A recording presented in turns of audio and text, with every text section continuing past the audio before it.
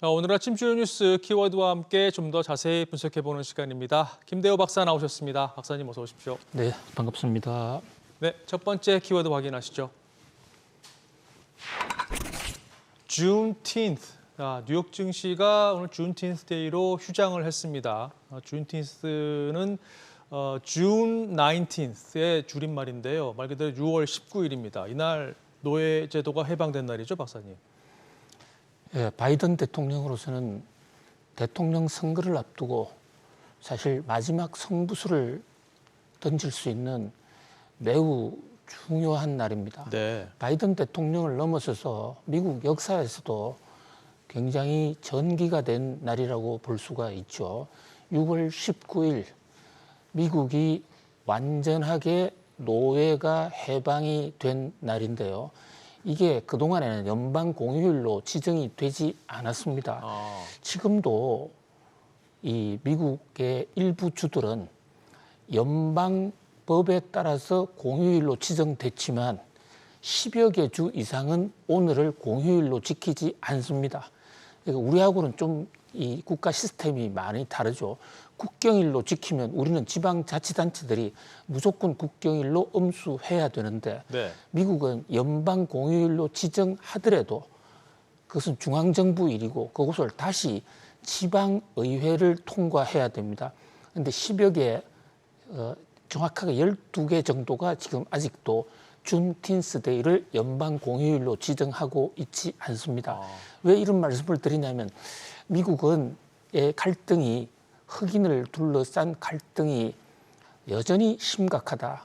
겉으로 많이 상처가 아문 것 같지만 그러나 100여 년 이상 노예로 부리고 또 노예로 당했던 그 앙금은 여전히 해소되고 있지 않고 또 노예를 해방해서 인권적 차원에서는 문제가 해결이 됐다고 하더라도 그 당시 많은 이 흑인 운동가들은 그동안에 공짜로 부린 돈을 보상을 하지 않고 갑자기 어느 날 집에서 나가라고 그랬기 때문에 최초의 이 해방 이후에 흑인들이 가난한 상태에서 출발했기 때문에 기회의 균등이라는 차원에서 여전히 가난할 수밖에 없다.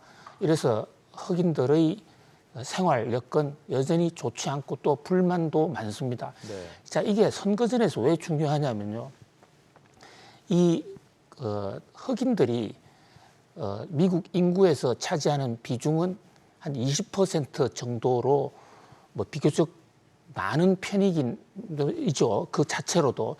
그런데 바이든 대통령과 트럼프 대통령이 지금 당락을 좌우하는 경합주, 이 경합주가 디트로이트라든지 이런 지역, 이게 대부분 러스트 벨트라 해서 산업 벨트인데 여기에 노동자로 흑인들이 많이 참여하고 있거든요. 네. 그런 면에서 경합주 당락에 이 흑인들의 표심이 상당히 영향을 줍니다.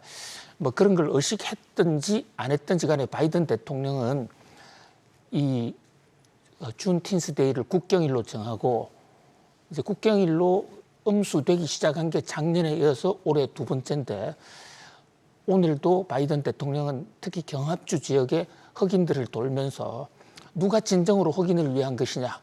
특히 흑인들이 전통적으로 민주당 표였거든요. 그런데 지금 바이든 대통령이 1기가 지나간 상태에서 지금 흑인들의 상당히 바이든을 떠나가고 있습니다. 네. 바이든 대통령의 지지율이 떨어지게 된 결정적인 이유 중에 하나도 바로 흑인과 청년층의 이탈이 큰데요. 특히 흑인들은 높은 물가 속에 그 고금리 생활고가 닥치면서 경제적으로 어려워졌다. 거기에 대한 특별한 대책이 없다. 이런 문제에 대한 불만이 굉장히 지금 하늘을 찌르고 있는 이런 상황입니다. 바로 이 틈을 노리고 트럼프 대통령은 흑인들에게 여러분들에게 경제적 부를 가져다 줄 사람, 일자리를 지켜줄 사람은 나밖에 없다. 네. 경제인 출신의 트럼프를 찍으라 하고 지금 소구를 하고 있거든요. 그래서 이 준틴스 데이, 미국은 지금 아직도 6월 19일입니다. 이 준틴스 데이에 바이든 대통령 입장에서는 마지막으로 흑인 표심에 급피치를 올려서 대선에서 한번 역전을 해보자 하는 그런 어떤 이 정치적인 의도도 상당히 지금 많이 깔려 있는 그런 이 국경일이다 네. 이렇게 볼 수가 있겠습니다.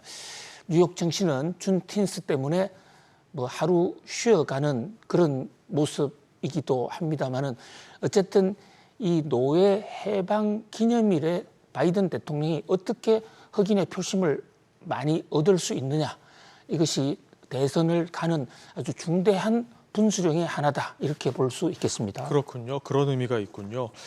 자, 다음 뉴스 키워드로 넘어가겠습니다. 엔비디아 대 시스코.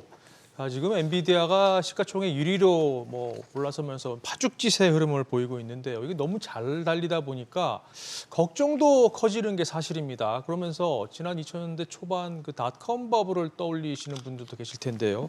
당시에 시스코가 이 엔비디아처럼 잘 달리다가 이 닷컴 버블의 충격을 맞으면서 꼬꾸라졌는데 지금 엔비디아와 시스코를 비교해서 본다면 뭐가 같고 뭐가 다른가요, 박사님? 예, 지금 엔비디아 준틴스데이 때문에 하루 지금 쉬어가긴 하지만은 엔비디아의 폭풍 질주 그 기세가 상당히 무섭습니다. 자, 엔비디아 시가총액이 3조 달러를 훌쩍 넘어서 지금 전 세계를 통틀어서 가장 비싼 기업이 됐습니다. 네. 이 엔비디아 시가총액 3조 달러라는 규모는요, 우리나라하고 한 비교해 보면 우리나라 어떻게 삼성전자하고 비교할 수 있을까요? 저게 불과 5, 6년 전만 하더라도 삼성전자보다 훨씬 더 작은 반도체 회사였다고요. 그렇죠. 자, 그런데 한국의 시가총액 지금 달러로 환산하면 우리나라 한국의 시가총액은요, 삼성전자뿐만 아니라 상장돼 있는 모든 기업, 코스피 모든 기업, 코스닥 모든 기업, 네. 또 코넥스 모든 기업을 다 합치면 1조 7천억 달러 정도 됩니다. 절반 수준이군요. 그렇습니다. 그러니까 엔비디아 한 회사가 우리나라 모든 상장사 시가총액의 2배다 이런 얘기거든요. 어마어마하게 높은 것이죠. 네. 자, 엔비디아 그럼 이렇게 엄청난 시가총액, 엄청나게 비싼 회사가 된 엔비디아 역사는 얼마 됐을까? 겨우 출범한 지 25년입니다. 네. 그 출범도 미국에 가면 햄버거 프랜차이즈가 여러 개 있는데요. 그나마도 조금 좀 번화한 도시에는 맥도날드가 주류를 이루고 있어요. 네. 근데 조금 시골로 들어가면 몇 푼 차이가 안 나는데 조금 싸다고 그래서 데니스 네. 같은 곳이 많거든요. 이 데니스 거기서 전략 회의를 했던 게 바로 엔비디아의 초창기, 엔비디아 초창기 주주 이사회 회의를 바로 데니스에서 했습니다. 그래서 이 엔비디아의 별명이 데니스 아침 식사 동의들의 모임, 네. 뭐 이런 얘기까지 있을 정도로 그만큼 미약하게 출발을 했다는 것이죠. 자, 미약하게 출발했지만 이렇게 엄청난 어떤 업적을 쌓아온 그 엔비디아의 젠슨 황이나 그 관계자들 정말 뭐 대단한 혁신의 아이콘들이라고 볼 수가 있겠습니다.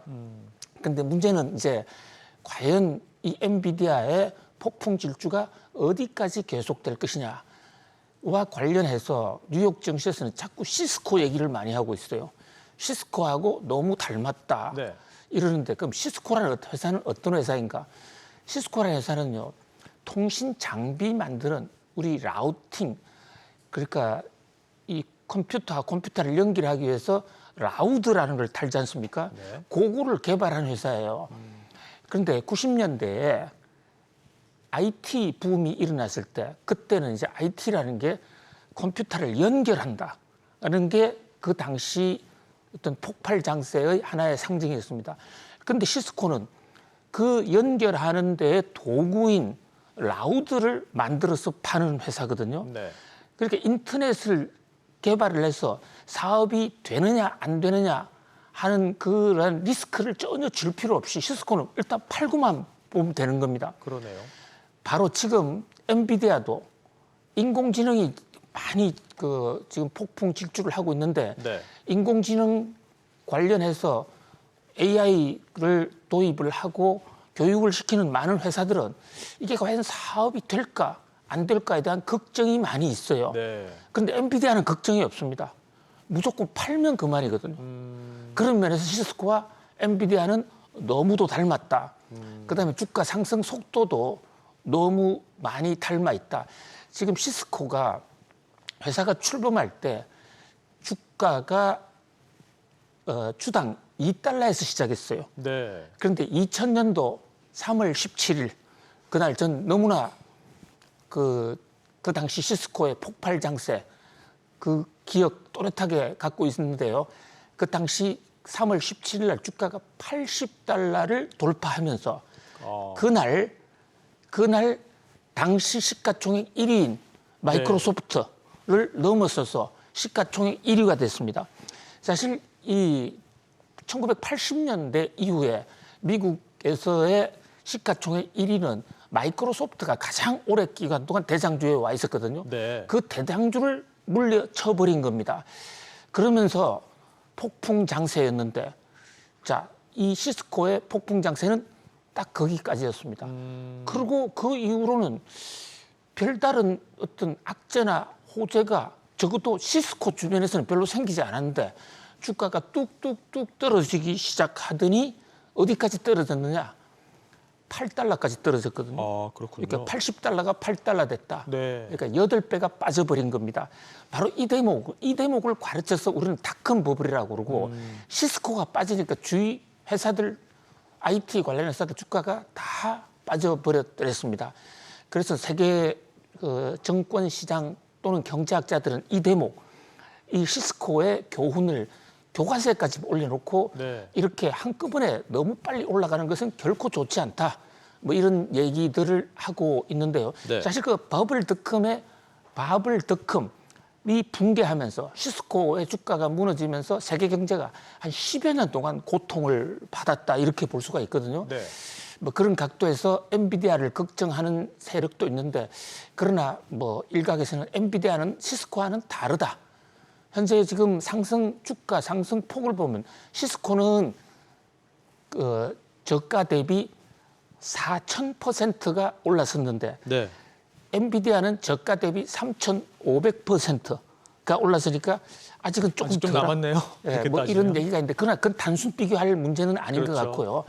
아무튼 AI 열풍은 계속 되겠지만 당시 시스코가 무너질 때 그 당시에 굳이 그 당시에 이유가 뭐였느냐 어디서 흔적이 나왔냐면 시스코는 문제가 없었는데 시스코의 라우드라는 인터넷 통신기기를 사갔던 그 회사들이 실적이 잘 안 나오기 시작하니까 아, 시스코도 시들했거든요. 네. 그러니까 지금 엔비디아의 GPU를 사갔던 회사, 그 회사가 주로 어디냐? 마이크로소프트, 구글, 아마존 이런 회사들입니다. 그렇죠. 이런 회사들의 실적이 어떻게 나오느냐에 따라서 엔비디아 실적이 달라질 수 있다. 네. 뭐 그밖에 또 엔비디아 경쟁자들도 있죠. AMD 같은 경쟁자들, 반 엔비디아 동맹도 있습니다. 이런 회사들과의 경쟁이 어떻게 되느냐 이런 것이 변수다 이렇게 볼 수 있겠습니다. 그렇군요. 역학관계를 잘 봐야 되겠군요. 자, 다음 뉴스 키워드로 넘어가겠습니다. 헤즈볼라. 자, 지금 레바논을 근거지로 활용하는 이슬람 무장 정파 헤즈볼라와 이스라엘 간의 전면전 전운이 지금 커지고 있습니다. 이스라엘군이 지금 레바논 공격 계획을 승인했는데요. 그런데 지금 하마스하고 지금 전쟁을 벌이고 있는 이스라엘. 근데 헤즈볼라는 또 다른 차원의 지금 공격력을 갖고 있다는 평가가 나옵니다. 이건 어떻게 봐야 될까요? 예, 이스라엘과 하마스가 전면전으로 들어갈 가능성이 지금 높아지고 있어서 세계가 지금 상당히 비상 상황인데요. 헤즈볼라요? 예. 예, 헤즈볼라와 하마스는 사실 비교할 수가 없어요.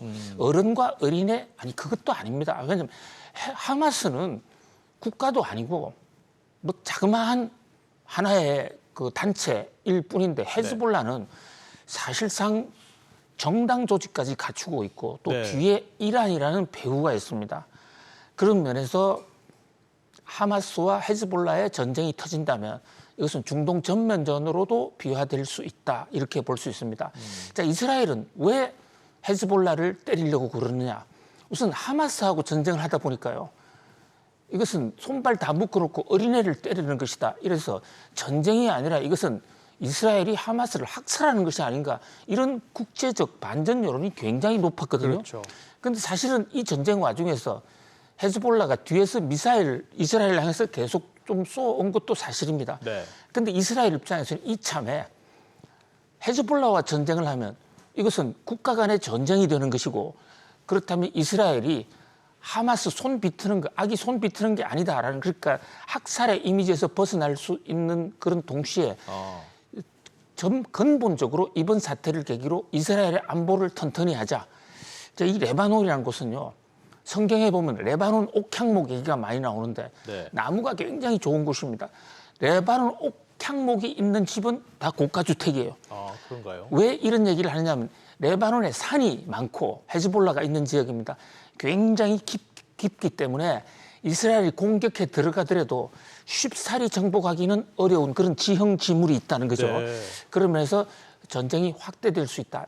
바이든 대통령으로서 이 대목이 가장 큰 고민일 것입니다. 그렇겠네요. 빨리 이 중동 리스크를 떨어야 되는데 이스라엘 입장에서는 헤즈볼라를 가지고 사실은 이 바이든 대통령을 겁박하고 있는 이런 모습이 연출되고 있습니다. 그렇군요. 저 우려가 커지고 있습니다. 자, 다음 뉴스 키워드 보시죠. 송미령 대 이창용.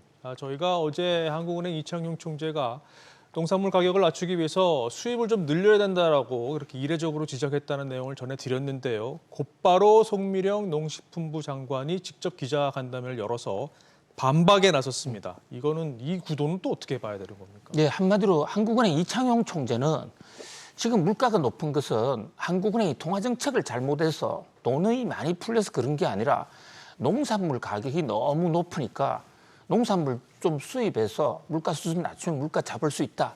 이렇게 주장한 데 반해서 네.